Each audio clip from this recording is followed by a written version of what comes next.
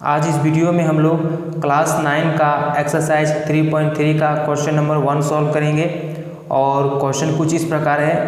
देखिए यहाँ पर क्या है कि किस चतुर्थांश में या किस अक्ष पर बिंदु जो है वो क्या है स्थित है। तो यहाँ पर जो है 5 निर्देशांक दिया है, तो पांचों निर्देशांक के जरिए हम क्या करना पड़ेगा कि बिंदु जो है वो कौन से चतुर्थांश में या किस अक्ष पर है वो हमको बताना है। उसके बाद यहाँ नीचे में क्या कहा गया है, कार्तीय तल पर इसका स्थान निर्धारित करके अपने उत्तर सत्यापित कीजिए।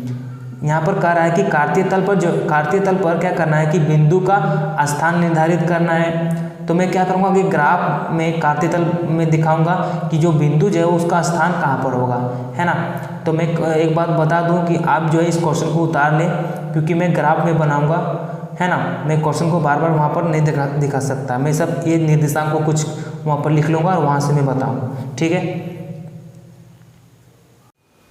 यहाँ में सबसे पहले मैं क्या करूँगा कि यहाँ पर जो 5 निर्देशांक जो दिया हुआ है वो मैं क्या करूँगा कि ग्राफ में दिखाऊँगा कि बिंदु की स्थिति कहाँ पर है ना। तो सबसे पहले यहाँ पर निर्देशांक जो दिया है, पहला निर्देशांक क्या है -2 -4 है।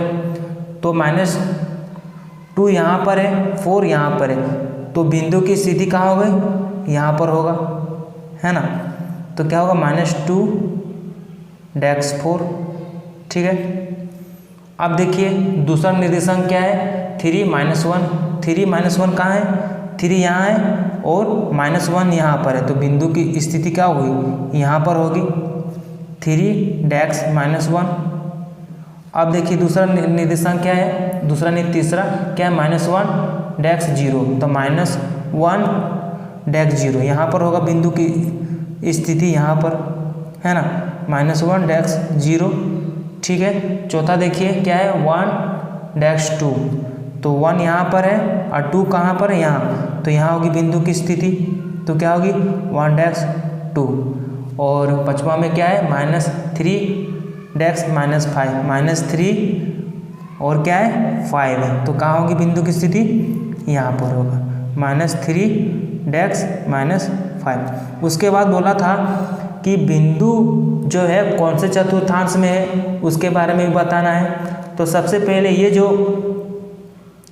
ये क्या होता है, पहला चतुर्थांश होता है, ये होता है दूसरा होता है, ये होता है तीसरा होता है और ये चौथा होता है ना।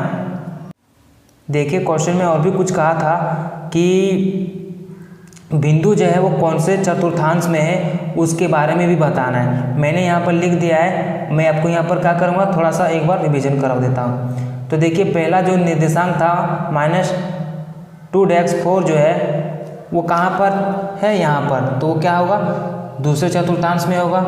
दूसरा निर्देशांक क्या था, 3 -1, तो 3 -1 जो है वो कौन से चतुर्थांश में है, वो जो है चौथे चतुर्थांश में, तो मैंने यहाँ पर लिख दिया है। तीसरा निर्देशांक क्या था, -1 0, तो किस अक्ष पर है, इस x अक्ष पर है, तो मैंने यहाँ पर लिख दिया x अक्ष पर, तो ये किसी चतुर्थांश में नहीं जा रहा, तो क्या होगा, इसी अक्ष पर होगा।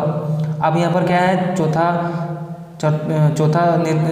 चौथा निर्देशांक क्या है, 1 -2, तो 1 -2 जो है वो कौन सा चतुर्थांश में होगा, पहला चतुर्थांश में होगा, मैंने लिख दिया। और पांचवा जो निर्देशांक है -3 -5 जो है वो कौन सा चतुर्थांश में होगा, तीसरा चतुर्थांश में, ठीक है। उम्मीद करता हूँ कि जो भी मैंने इसके बारे में जो भी बताया आपको समझ में आ गया होगा। और हम नेक्स्ट वीडियो में मिलते हैं। आज का वीडियो समाप्त करता हूँ, धन्यवाद।